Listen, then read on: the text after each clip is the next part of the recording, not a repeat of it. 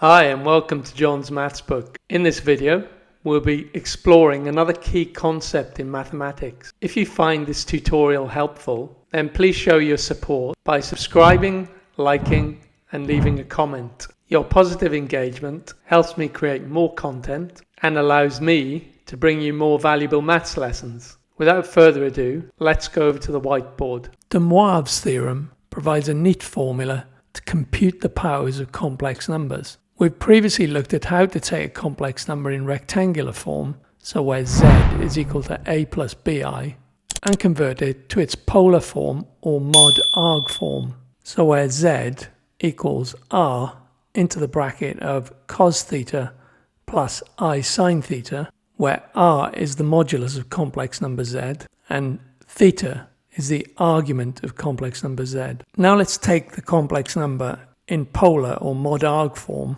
and raise it to the power of 2. So z squared would equal r squared into the bracket of cos theta plus I sine theta all squared. Expanding out the trig brackets gives cos theta multiplied by cos theta minus sine theta multiplied by sine theta plus I into the bracket of sine theta multiplied by cos theta plus sine theta multiplied by cos theta. And using the two trig identities, we get r squared into the bracket of cos 2 theta plus I sine 2 theta. It therefore follows that r squared into the bracket of cos theta plus I sine theta all squared is equal to r squared into the bracket of cos 2 theta plus I sine 2 theta. And dividing both sides of this equation by r squared gives us cos theta plus I sine theta all squared is equal to cos 2 theta plus I sine 2 theta. De Moivre's theorem generalizes this for all positive integers n to give cos theta plus I sine theta raised to the power of n is equal to cos n theta plus I sine n theta. So now, when we raise a complex number to the power of some integer n, the computation is much simpler, thanks to De Moivre's theorem. And so z to the power of n is equal to the modulus r raised to the power n multiplied into the bracket of cos n theta plus I sine n theta. Before we move on to looking at some examples, let's now prove De Moivre's theorem by induction. So our base case or starting point for this will be where n equals 1. Plugging in n equals 1 into our formula, we see that the formula holds true.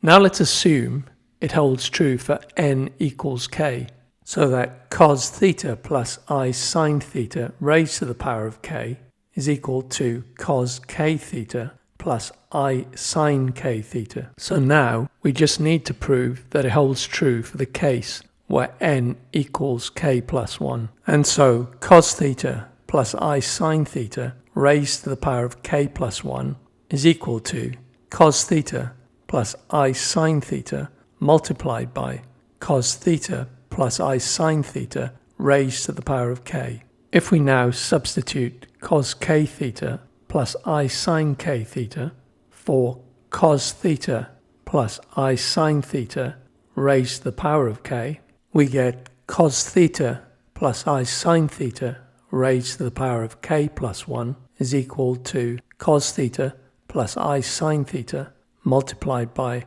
cos k theta plus I sine k theta.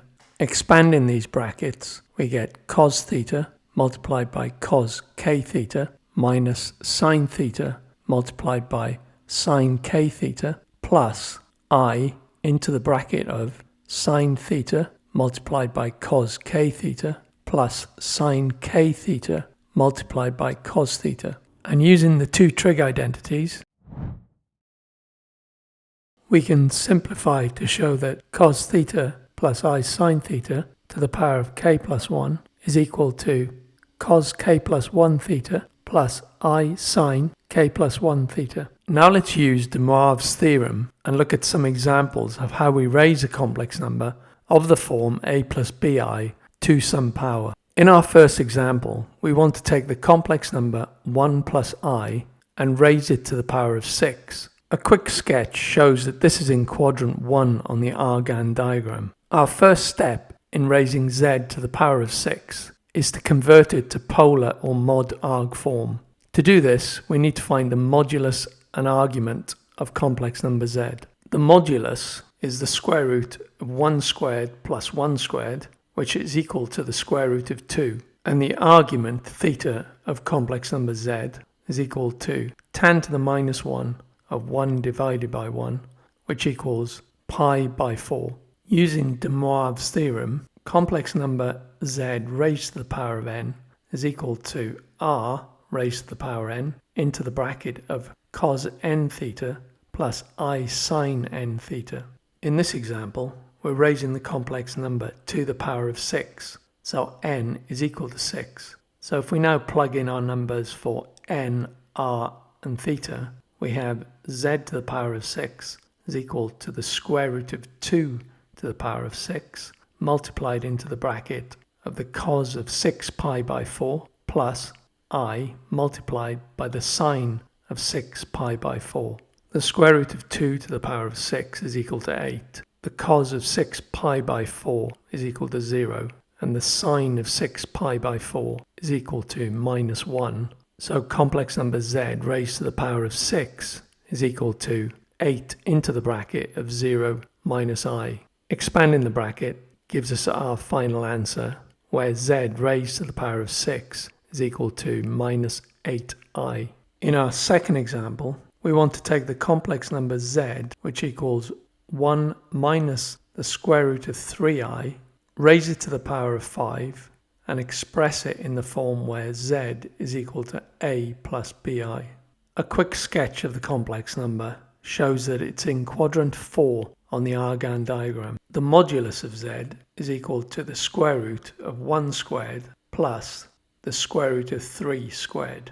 This equals the square root of 4, which simplifies to the value of 2, and the argument theta of complex number z is equal to tan to the minus 1 of the square root of 3 divided by 1. This is equal to pi by 3, and as it appears in the fourth quadrant of the Argand diagram, we need to make it negative. So the arg of z is equal to minus pi by 3. And now using de Moivre's theorem, when we raise a complex number z to the power of n, we have r to the power of n into the bracket of cos n theta plus I sine n theta.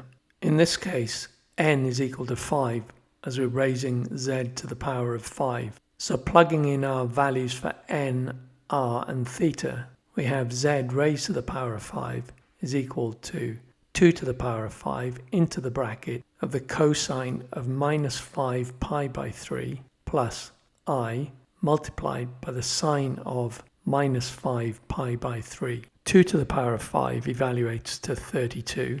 The cosine of minus 5 pi by 3 evaluates to a half, and the sine of minus 5 pi by 3 evaluates to root 3 over 2.